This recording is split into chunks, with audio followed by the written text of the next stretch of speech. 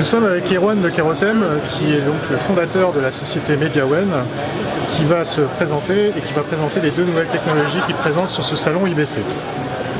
Bonjour, donc on est la société Mediawen. Mediawen, c'est une société, une start-up française. On a une solution de sous-titrage multilingue en ligne. Donc notre plateforme en mode SaaS sécurisé et collaboratif permet à des sociétés de sous-titrage, à des télévisions, à toute personne qui a besoin de sous-titrer pour l'accessibilité aux malentendants et éventuellement pour étendre son audience à travers le monde, de sous-titrer des contenus vidéo. On était au salon du NAB à Las Vegas en avril dernier. On a vu que le marché américain est le premier marché, car là-bas, l'accessibilité aux malentendants est obligatoire pour tout contenu vidéo sur Internet. Et donc, avec un cahier des charges très contraignant, identifier qui parle, pouvoir positionner le sous-titre sur l'image et pouvoir identifier l'atmosphère sonore. Donc il y a tout un cahier des charges sur lequel on a retravaillé et on arrive à l'IBC avec deux annonces. Premièrement, notre plateforme est maintenant conforme à ce cahier des charges américain de la Federal Communication Commission, la FCC. Donc première grosse annonce. Et deuxième annonce, on a rencontré pendant l'été une autre start-up française qui s'appelle Voxygen, qui est basée à Lannion et qui est spécialiste de la voix de synthèse. Et on arrive avec une deuxième annonce qui commence à faire du buzz. On est à la première journée de l'IBC, mais on a des très très bons retours sur une solution de doublage automatique. Donc à partir de notre plateforme de sous-titrage, d'une lecture en voix de synthèse, avec beaucoup de relief, avec des émotions, avec une voix quasi humaine, on va pouvoir proposer une solution de doublage à des contenus vidéo qui n'ont pas les budgets pour passer en cabine avec des acteurs. Le domaine premier sur lequel vous avez travaillé, c'est-à-dire le sous-titrage automatique, est-ce qu'il existe en France aussi un cahier des charges aussi strict que ce qui existe aux États-Unis, qui pourrait être suivi et mis en place par des sociétés comme la vôtre?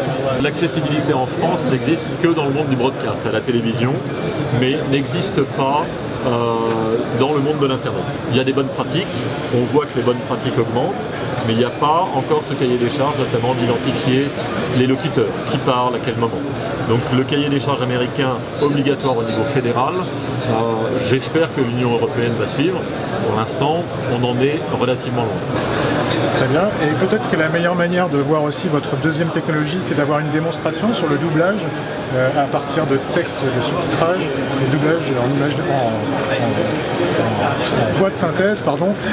C'est vrai qu'on pense à l'image de synthèse, mais maintenant on est dans la voix de synthèse, donc c'est quand même assez nouveau, il faut qu'on se fasse à cette nouvelle technologie. Donc est-ce qu'on pourrait avoir une démonstration là tout de suite maintenant?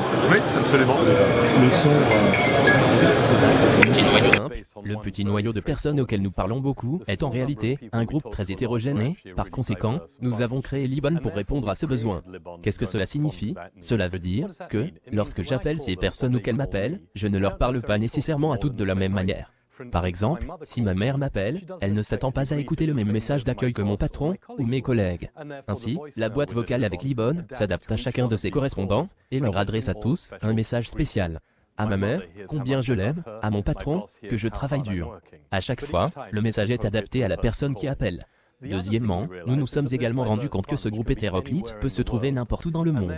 Par conséquent, il était essentiel que nous puissions, nous, utilisateurs, nos utilisateurs Orange également, les appeler où qu'ils soient dans le monde.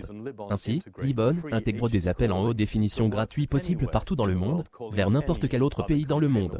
Troisième point qui a attiré notre attention, c'est que, parmi les personnes à qui nous parlons tout le temps, toutes ne sont pas des utilisateurs Libon, et il est donc primordial que nous puissions intégrer un mécanisme permettant aux utilisateurs non seulement d'appeler les autres utilisateurs Libon, gratuitement bien entendu, mais également d'appeler les personnes qui n'utilisent pas encore Libon à un tarif très avantageux, même pour les appels internationaux.